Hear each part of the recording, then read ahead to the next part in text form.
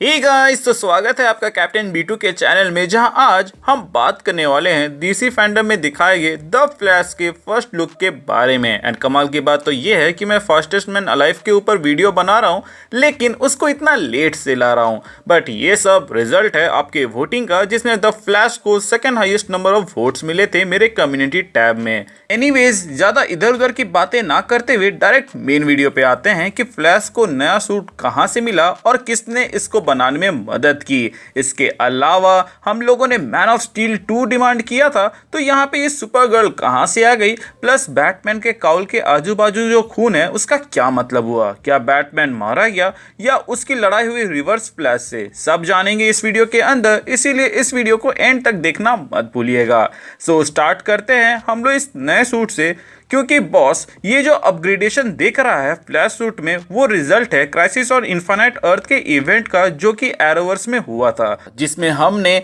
Ezra Miller वाले flash को grand कस्टिन वाले फ्लैश से मिलते हुए देखा था। एंड जिम ली ने ये खुद कंफर्म किया है कि एजरा मिलर वाले फ्लैश ने अपना नाम फ्लैश ग्रैंड कस्टिन वाले फ्लैश के मुंह से सुनने के बाद ही रखा था। ये आपने भी नोटिस किया होगा कि हम भले ही मूवी में दिखने वाले बैरी एलन को फ्लैश बुला रहे थे, लेकिन मूवी के अंदर हमेशा उसको बैरी ही कहा गया है। वेल, उस मीटिंग में एजरा मिलर का फ्लैश ग्रैंड कस्टिन वाले फ्लैश के सूट से बहुत ही ज्यादा इम्प्रेस था, तो मे भी नया सूट उसी से इंस्पायर्ड होकर बनाया हो। प्लस हमें ये तो कभी नहीं बताया गया कि एजरा मिलर का फ्लैश वहां कैसे पहुंचा, लेकिन जब वो फेड हो रहा था तो उससे पहले वो कहता है कि मैंने विक्टर से कहा था कि हो सकता है कि ऐसा हो, और यहाँ पर ऐसा का मतलब था कि वो अपने ही एक वर्जन या वेरिएंट से मिलेगा। मतलब कि एजरा मिलर वाला फ्लैश विक्टर के साथ मिलकर कॉमिक्स के जैसे ही कॉस्मिक ट्रेडमिल बनाया, जिसमें वो दौड़कर टाइम ट्रेवल या डायमेंशनल ट्रैवल करने की कोशिश कर रहा था। एरोवर्स में जब फ्लैश पहली बार डायमेंशनल ट्रैवल करता है तो वो डायरेक्ट सुपरगर्ल के यूनिवर्स में पहुंच जाता है। एंड कोइंसिडेंस देखिए कि मूवी वर्जन के अंदर भी अपना फ्लैश सुपरगर्ल से मिलेगा, एज हम ट्रेलर में ही उसको यहाँ पर देख सकते हैं। अब रे फिशर एंड वार्नर ब्रॉस का जो पंगा है वो तो आपको मालूम ही है, इसीलिए उसके जगह बेन अफ्लेक वाले बैटमैन को बुलाया गया, जो ना सिर्फ फ्लैश को अपने सूट को अपग्रेड करने में बल्कि कॉस्मिक ट्रेडमिल बनाने में भी मदद करेगा, जिस पर फ्लैश के टाइम ट्रेवलिंग एबिलिटी को टेस्ट किया जाएगा और इसी के परिणाम स्वरूप फ्लैश अपने माताजी को बचाएगा या ऐसे टाइमलाइन में चला जाएगा जहां बैरी के मॉम को नहीं मारा गया है। अगर हम माइकल कीटन के वॉइस ओवर पर ध्यान दें तो वो बोलता है कि तुम किसी भी टाइम किसी भी जगह हो सकते हो, लेकिन तुम यहीं क्यों रुकना चाहते हो, तुमने फ्यूचर बदला है और अब पास्ट भी बदल रहे हो। यहाँ में भी फ्यूचर बदलने का मतलब हो सकता है कि फ्लैश ने टाइम ट्रैवल करके जैक स्नाइडर के नाइटमेयर वाले सीक्वेंस को होने से ही रोक दिया, एंड अब वो पास्ट में कुछ होने से रोक रहा है। सो मेरे ख्याल से माइकल कीटन वाला बैटमैन जिस यूनिवर्स में है वहां रिवर्स फ्लैश आकर अभी तक फ्लैश की मॉम को नहीं मारा है, जिसके वजह से इस यूनिवर्स में लंबा बाल वाला बैरी एलन फ्लैश नहीं बना है, क्योंकि बैरी की मॉम का मरना एक एब्सोल्यूट पॉइंट है जिसके बाद ही बैरी फ्लैश बनता है। ऊपर से इस यूनिवर्स में आते ही हमारा फ्लैश भी अपना स्पीड खो देता है, जिसको पाने के लिए वो लोग बैटमैन के पास जाते हैं, क्योंकि कॉमिक्स में भी ऐसा ही हुआ था। प्लस बैटमैन ही वो बंदा था जिसने फ्लैश को ढूंढा था मेन मूवी के अंदर। Plus Batman is a myth and a legend, तो ऐसे में बैरी का उसी के पास जाना सबसे सही ऑप्शन यहाँ पे नजर आता है। अब क्योंकि हमारे फ्लैश को मालूम है कि ब्रूस वेन ही बैटमैन है, तो वो अपने वेरिएंट को साथ ले जाएगा वेन मैनर एंड बैटकेव जैसी जगह पर, जिसको हम लोगों ने ट्रेलर में देखा। मुझे मालूम है कि इस टैक्सी के ऊपर जो कॉमिक का रेफरेंस है उसमें हमें पहली बार रिवर्स फ्लैश को दिखाया गया था, तो मे भी लंबा बाल वाला रिवर्स फ्लैश है जिसने बैरी का फेस अपनाया हो कॉमिक्स के जैसे ही। एंड एरोवर्स में भी हम लोगों ने देखा है कि वो दूसरे का फेस ले लेता है ज़रूरत के हिसाब से। इसके अलावा जो लंबा बाल वाला बैरी एलन है उसने येलो कलर का ड्रेस पहना हुआ है, जो कि रिवर्स फ्लैश का कॉस्ट्यूम से मैच खाता है। बट रिवर्स फ्लैश के चेस्ट में रेड कलर का फ्लैश सिंबल रहता है, जबकि इसके चेस्ट में येलो कलर का फ्लैश सिंबल है। प्लस इसको हम बैटमैन के बूट्स पर येलो कलर का फ्लैश लोगो पेंट करते हुए देखते हैं, जो कि जे गैरिक यानी कि सबसे पहले फ्लैश के कॉस्ट्यूम में देखा गया है, तो मे भी ये जे गैरिक हो सकता है। लंबा बाल वाला बैरी एलन सबसे पहले हमें बीवीएस के इस फुटेज में देखने को मिला था, तो मे भी हमारा मेन बैरी एलन जिसका बाल अभी छोटा है वो जिस यूनिवर्स में जाता है वहां पे लंबे बाल वाले बैरी एलन को पावर्स नहीं मिले हैं या फिर मिलने वाले हैं। इस नंबर प्लेट पे आप जो 82 लिखा हुआ देख सकते हैं वो शायद तक एक कॉल बैक हो सकता है। 1982 में आए फ्लैश के कॉमिक्स इशू 309 का, जिसमें हमें ये दिखाया गया था कि फ्लैश टाइम ट्रैवल करता है अपने ओरिजिन को देखने के लिए,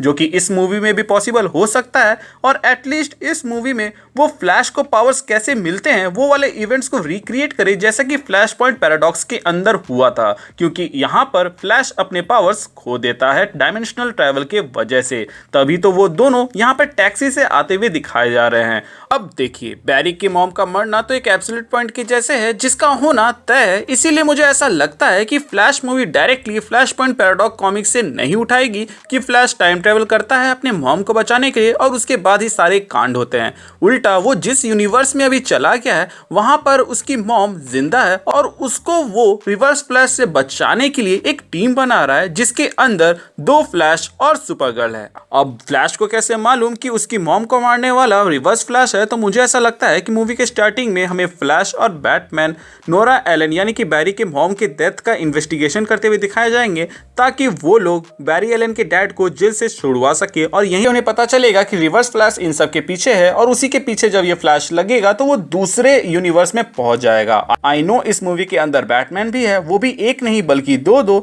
लेकिन आई थिंक बैटमैन का रोल इस मूवी में निक फ्यूरी के टाइप हो सकता है या फिर एक गाइड के जैसा। द फ्लैश के डायरेक्टर ने कहा था कि इस मूवी के अंदर 2 idiot and half solar powered alien जैसे अंडरडॉग्स दुनिया बचाएंगे। तो अब आप कोई भी बैटमैन उठा लो तो वो अंडरडॉग यानी कि कम क्षमता वाले कैरेक्टर के अंदर तो आने से रहा। कोई भी कैरेक्टर जो इसके अंदर आएगा उसको पावर्स अभी अभी मिले होंगे और वो उसको प्रॉपर्ली यूज नहीं कर पा रहा होगा, जो कि ये 2 फ्लैश हो सकते हैं जिसको डायरेक्टर ने 2 इडियट से डिनोट किया था। नो डाउट स्नाइडर कट में दिखने वाला फ्लैश बहुत ही ज्यादा पावरफुल था, लेकिन जब आप फ्लैश के असली काबिलियत से रूबरू हो तो उसके सामने तो मूवी और सीरीज में दिख रहा फ्लैश आपको अंडरडॉग ही लगेगा। Plus half solar powered alien से उनका मतलब सुपरगर्ल होगा, विच इंप्लाइज कि ये सुपरगर्ल को नॉर्मल सुपरगर्ल के जैसे परवरिश नहीं मिली होगी। मे बी वो फ्लैश पॉइंट पैराडॉक्स के सुपरमैन के जैसे कहीं पे कैद थी एंड उसको इन दोनों ने छुड़ाया होगा, इसीलिए वो उनके साइड है। इनफैक्ट ट्रेलर का ये सीन देख के लग भी रहा था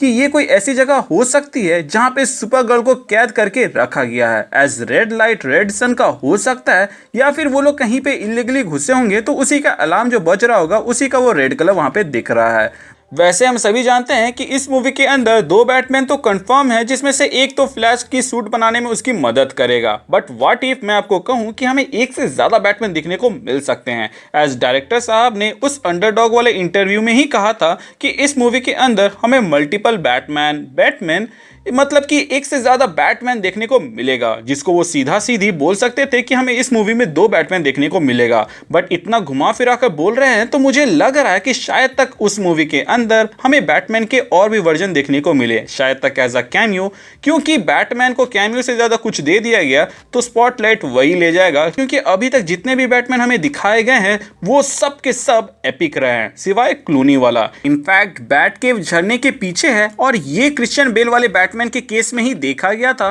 तो दूसरे बैटमैन का रेफरेंस तो हमें ट्रेलर में ही मिल गया। अब देखते हैं कि मूवी में ये देखने को मिलता है या नहीं। एनीवेज ये मूवी फ्लैश पॉइंट पैराडॉक्स को अडॉप्ट कर रही है एंड हिंट भी कर रही है कि फ्लैश की ओरिजिन शायद तक हमें देखने को मिले, प्लस टैक्सी के ऊपर रिवर फ्लैश का रेफरेंस भी हमें देखने को मिल गया है। तो ऐसा लग रहा है कि मेन विलन वही होगा एंड ये थोड़ा ज्यादा हो सकता है। बट मेरी इस बात को एक बार सुन लीजिए, जब दोनों बैरी एलन बैटकेव जाते हैं तो हालत देखकर ही लगता है कि ब्रूस वेन बैटमैन बनना छोड़ दिया है, लेकिन ट्रेलर में ही हम एक शॉट देखते हैं जहां पे बैटमैन का काउल और ब्लड वहां पर मौजूद रहता है, जो कि माइकल कीटन वाले बैटमैन का हो सकता है, क्योंकि कुछ समय पहले उनके बैटमैन के सिंबल के ऊपर ब्लड दिखाया गया था एक पोस्टर के जरिए। सो मे बी ये फ्लैशबैक सीन हो सकता है उस टाइम का, जिसके वजह से ब्रूस बैटमैन बनना छोड़ दिया, या फिर कॉमिक्स के जैसे ही हमें मूवी के अंदर बैटमैन वर्सेस रिवर्स फ्लैश देखने को मिले एंड ये उसी का नतीजा हो। कॉमिक्स में तो फ्लैश 1 मिनट लेता है मौका वादा तक पहुंचने के लिए, लेकिन तब तक रिवर्स फ्लैश उस 1 मिनट को भी बैटमैन के लिए हेल बना देता है, जो कि कोई बड़ी बात नहीं है उस इंसान के लिए जिसने अपनी जिंदगी को पहले ही हेल बनाकर गौथम का गार्डियन का टाइटल अपना लिया हो।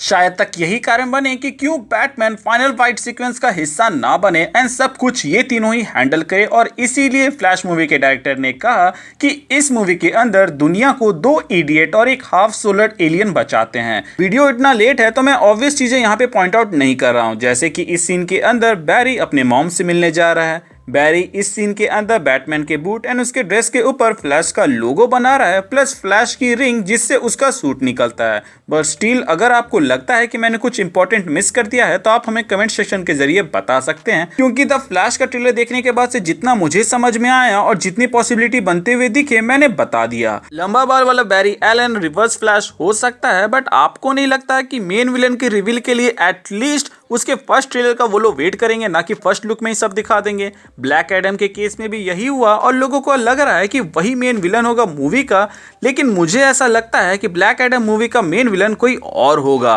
और वो उस मूवी के अंदर एक एंटी हीरो के जैसा दिखाया जाएगा, जिसको मैंने अपने ब्लैक एडम ट्रेलर ब्रेकडाउन के अंदर अच्छे से एक्सप्लेन किया है। तो अगर आप इंटरेस्टेड हैं तो उसको भी चेकआउट कर सकते हैं। इसके अलावा अगर आपको हमारा ये वीडियो अच्छा लगा हो तो लाइक कीजिएगा और बुरा लगा हो तो डिसलाइक कीजिएगा। इसके अलावा अगर आप हमारे चैनल पे नए हैं तो चैनल को सब्सक्राइब कर दें ऐसे ही अपडेट्स के लिए, और अगर आप पुराने हैं तो प्लीज़ चेक कि आपने बेल आइकन दबाया है या नहीं। अगर आपने दबा दिया है तो वेल एंड गुड, और अगर आपने नहीं दबाया है तो उसे दबा दे ताकि जब भी मैं कोई वीडियो डालूं उसका नोटिफिकेशन आपको जाए। इसके अलावा हमारे चैनल का एक छोटा सा मोटो है जो कि है लोगों की मदद करे, अपना ख्याल रखें एंड कीप मूविंग फॉरवर्ड का रट लगाकर आगे बढ़ते रहें। Thank you for watching this video, stay tuned.